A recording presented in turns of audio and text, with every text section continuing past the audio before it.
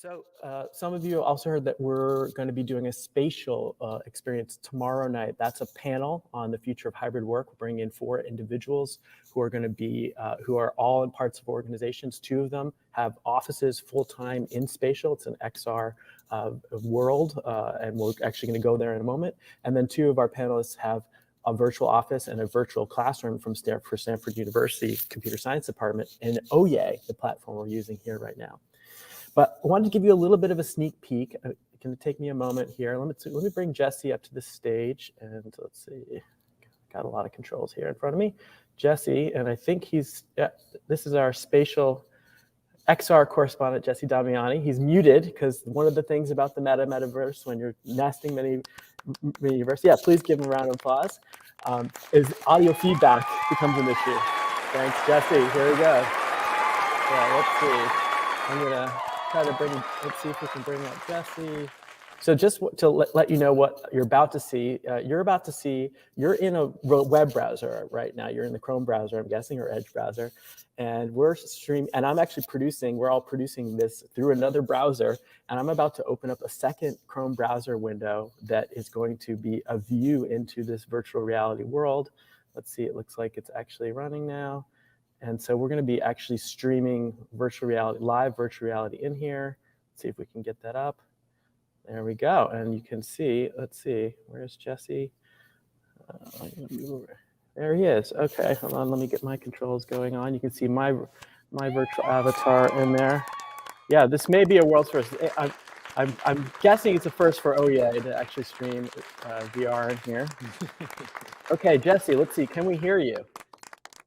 Jesse, can you hear me clapping? Yeah, can we hear? Please give us a thumbs up if you hear Jesse in the audience. Great. Okay, we've got a thumbs up. People are hearing you. So, all right. So we've got you in Oyez. We've got you in spatial. We're streaming them into each other here. Okay. So I think we've got that metaverse set up. So first of all, tell me a little bit, Jesse. Where are you? Right. So I am in the beautifully digitally recreated version of the IFTF front office in spatial. We can see Liza over there if we want to say hi. Hi, Liza. Hi. Say hi to the Oyez audience. We're streaming live. Oh, we're getting some hot love. Hi, Oyez. Great. Okay, so we're in spatial. Tell us a little bit about. Let me zoom up here. What is spatial? Tell us about that. Yeah, so spatial is a platform that began as a remote collaboration and productivity tool for primarily augmented reality. Over time, it came to incorporate virtual reality. Yeah, exactly, for the HoloLens. If you look at all the original demos, you see folks in HoloLenses. And so the idea was you could, cohabitate and co-create in what would effectively be like a meeting space. It's obviously evolved over time. You can now enter through virtual reality like what I'm wearing. And you can also now access this platform through the web. And this is part of a bigger push that, spatial has had toward a metaverse platform. But one thing that's really cool about spatial having kind of come up from an enterprise or work standpoint is you can bring all these different tools and integrations into the workspace. So folks that are familiar with using tools like Google Drive or Slack, I'll pull up my menu here.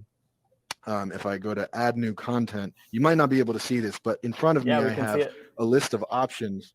Great. So there's Drive, Google Drive, there's Slack, there's Figma, but you can also bring in other types of information and data. Many people will probably be familiar with seeing virtual demos that kind of function with a familiar face. So we have a Spider-Man in 3D, but we can also actually bring in... We're getting some applause in the audience. Oh, good for the Spider-Man. People like Spidey. I mean, who doesn't like Spidey? Yeah. There's a lot of love for Spidey. We can also bring in 2D files, like this is straight from my Google Drive if we wanted to take a look at the schedule. So I guess we'll go to today. We'll just go over one. Oh, yeah. Let's see. So I just want to really just pause on this. because I think there's two things that are really important. Number one, most people who've tried a VR or AR experience, what we like to say is that all forms of XR are some form of spatialized tracking. In VR, we're tracking you moving, your body moving. In AR, we're tracking the world. And so it's some form of spatialized tracking with some form of data visualization. And a lot of why people don't really get why that's interesting or valuable is that almost all the data that people see visualized is fantasy data, like a dancing Spider-Man or a Pokemon. And it's really, there's only so much you can do. You can get, have a novelty moment, essentially. What we're seeing now is we're bringing in our live productivity tools and streams in here where we can actually collaborate. And I'm also seeing Jesse visualized in here, my colleague, and we can actually collaborate and communicate on this stuff. So I just wanted to call out that point here. Yeah, and to kind of carry that point, you can also bring in fully immersive data, fully embodied data in the form of 3D data viz. So this is obviously a mock-up, but imagine being able to work with your colleagues with data that's been visualized spatially rather than abstracted into 2D. There's a place for both, obviously, but one clear advantage that immersive tools kind of bring to the table is if we wanted to engage with this data and walk around it as if it were a piece of art or something that were installed in a physical space, we have that capability in a way that we don't in the physical world. Yeah, and it's great to see that and hear you talk about that now. The Emerging Media Lab actually partnered with Cisco's HR Innovation Lab 3 years ago, always forget with the great pause, to create one of the world's first collaborative data visualization systems called ONRV, Organizational Network Virtual Reality, where you can actually go in there with other people and visualize social networks and see the new relationships there. So that was a signal. That's often what we do in the EML is if the signal's not out there, we actually go and create signals sometimes. All right, so I know we're gonna there's another type of virtual data that's been also maybe as buzzy as metaverse right now, and that's the idea of an NFT. I know many people have tried to explain it many times, and there's many definitions. Can you tell us a little bit about what NFT is, what kind of NFT art is? And then I heard that we could also maybe go and take a look at some of that in Spatial. The rumors are true. Yeah. So an NFT, the simplest way to think about an NFT is it's a means of making digital content scarce, a means of making digital content unique. So that obviously blew up with works of art that were backed by NFTs. So that can apply to any piece of digital content. By the way, I might ambiently accidentally clap because if your hands get too close, you clap. So I guess well, people are clapping for you here. Can we clap for Jesse's clap? There we go. We're learning how important applause and clapping is as a human connection. Yeah, we need it. So with NFTs, you basically have a token that functions like a signature of the creator. It can do a lot of other things, but the core function is this token specifies that this piece of digital content is unique. So art backed by an NFT allows digital art to be made unique.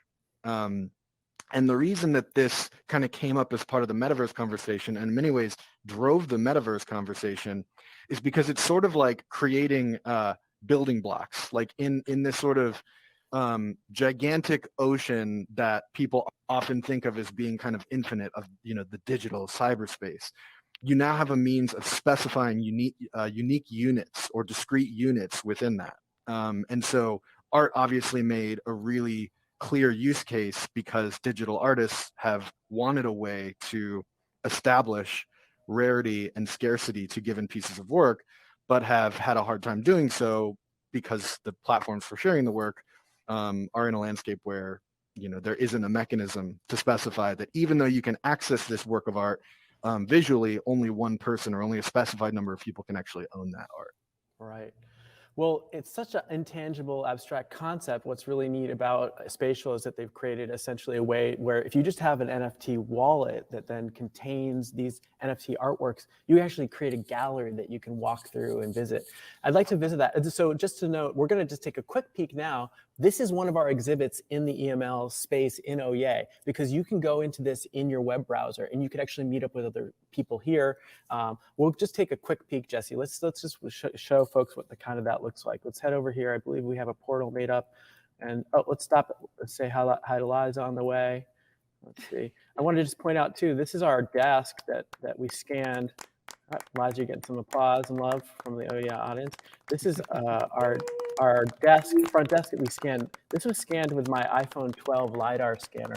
So just like 10 years ago, where none of us had video cameras, and suddenly now we all have video cameras in movie studios. We now are about to have 3D scanners in our pockets. Actually, many of us already do. You may not even know if you have an iPhone 12 or 13 that that's the case.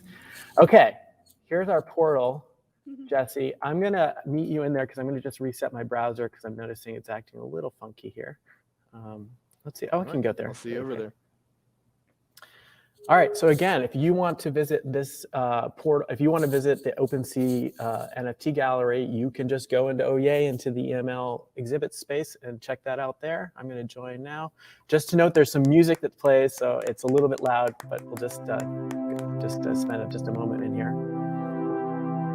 Okay. Let's just go in and do a quick. Let's see. Hopefully, Jesse will meet us in here. Jesse has joined the space. I'm going to just go, and you can see I have an avatar in there. There's my video playing. But let's just take a quick look. There's some, in addition to just being interesting kind of signal, there's actually some really beautiful artworks in here, and very provocative ones at that. Like, let's take a look. This is one of the ones I really thought was interesting.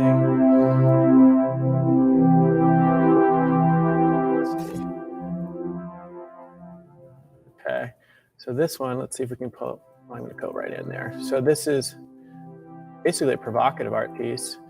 2050, uploading digital personalities has become commonplace. With a new face token, an NFT, an identity can become anyone. An entity can become anyone. At the same time, a portal was created, and part of the new face token entered our dimension. By buying new face token today, you're looking at your digital identity, which allows you to manage in 2050.